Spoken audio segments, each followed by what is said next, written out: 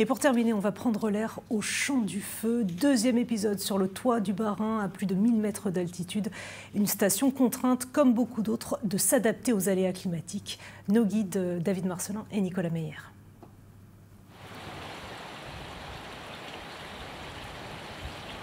Bonsoir.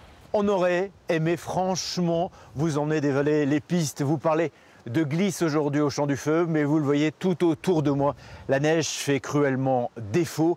La station doit se réinventer, trouver finalement des parades comme le tubing, comme cette patinoire. Et on va parler justement de toutes ces idées, de cette envie du Champ du Feu de devenir une station 4 saisons avec le propriétaire. Et pour cela, on va se mettre à l'abri, venez.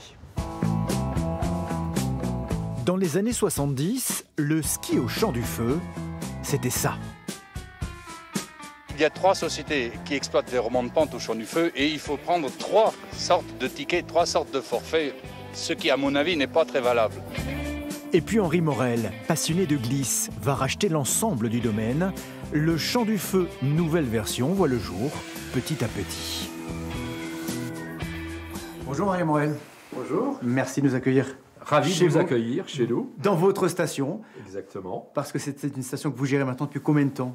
Depuis une petite trentaine d'années. L'aventure a commencé en 1988 par le rachat des petits téléskis qu'il y avait au-dessus. Mais quand on vient skier ici au Champ du Feu et que finalement il n'y a pas de neige donc on n'a pas envie de skier, vous proposez aujourd'hui d'autres activités? La grande clientèle du Champ du Feu, c'est une clientèle qui vient à la journée.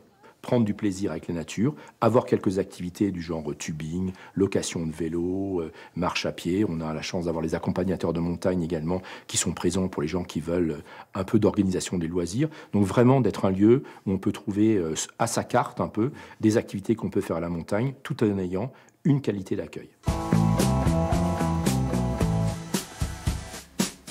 Une journée pleine avec de la neige, on peut imaginer les vacances de février qui vont bientôt arriver.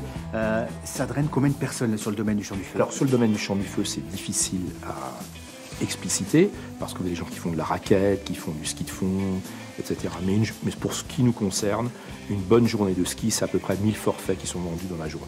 Depuis maintenant quelques temps, très peu d'années finalement, juste au-dessus de nous, il y a l'hôtel que vous avez fait construire. Voilà. Avec un sacré pari là aussi. Oui, un pari, mais je peux dire aujourd'hui qu'il a été gagné. On en est très content parce qu'on pense que ça contribue également à l'image globale de marque de la société, d'avoir un lieu d'accueil. Voilà, alors justement, on va aller retrouver votre fille Marie qui gère l'hôtel donc 4 étoiles qui est situé juste au-dessus de nous. Venez. Bonjour Marie. Bonjour David. Ça va bien? Oui, très bien. Merci pour le café. Merci pour bon votre chez visite. vous. Merci de nous inviter dans votre hôtel. Donc cet hôtel qui existe maintenant depuis combien d'années? Depuis presque 6 ans, 2018. On a une clientèle importante locale, de la région de l'Alsace, du Grand Est. Et après, on a aussi pas mal de Belges qui viennent nous voir. Vous désiriez autre chose? L'hiver, on va avoir une clientèle davantage familiale. L'été, on est davantage sur une clientèle de personnes, plutôt des randonneurs, des amoureux de la nature. Et dans l'intersaison, notamment en semaine, on travaille beaucoup avec une clientèle donc professionnelle, donc qui viennent passer 1, 2, 3 jours parfois même, pour faire leur réunion de travail, un petit team building extérieur, et puis qui séjournent sur place, en profitant aussi de la table et de notre restaurant et de la cuisine qu'on propose.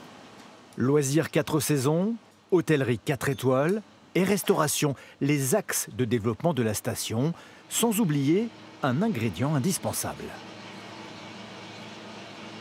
Il faut savoir s'adapter, voilà, en fonction du monde, en fonction de la météo. Nous sommes dans une station de ski à 1000 mètres d'altitude, donc tributaire du temps. Et voilà, on peut passer d'un dimanche à 500 personnes à 20, 30 comme aujourd'hui.